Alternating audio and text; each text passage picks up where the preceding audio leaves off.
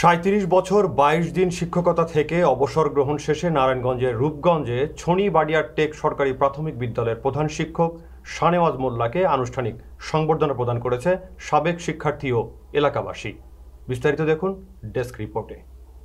৩০ August শনিবার দুপুরে friends organisation ২০০১-এর আয়োজনে এ সংবর্ধনা প্রধান শিক্ষক শানেওয়াজ মোল্লা সহ আরও উপস্থিত ছিলেন ইউসুফগঞ্জ উচ্চ বিদ্যালয়ের সাবেক প্রধান শিক্ষক আব্দুল হাই, ফ্রেন্ডস অর্গানাইজেশন ২০০১-এর সভাপতি অ্যাডভোকেট জালাল সরকার, সাধারণ সম্পাদক অ্যাডভোকেট মোক্তার হোসেন, সংগঠনের সহসভাপতি শফিকুল ইসলাম, অ্যাডভোকেট ইব্রাহিম, সাংগঠনিক সম্পাদক মাহবুবুর রহমান, যুগ্ম সাধারণ সম্পাদক রনি আহমেদ, কোষাধ্যক্ষ শামীম আহমেদ সহ আরও অনেকেই।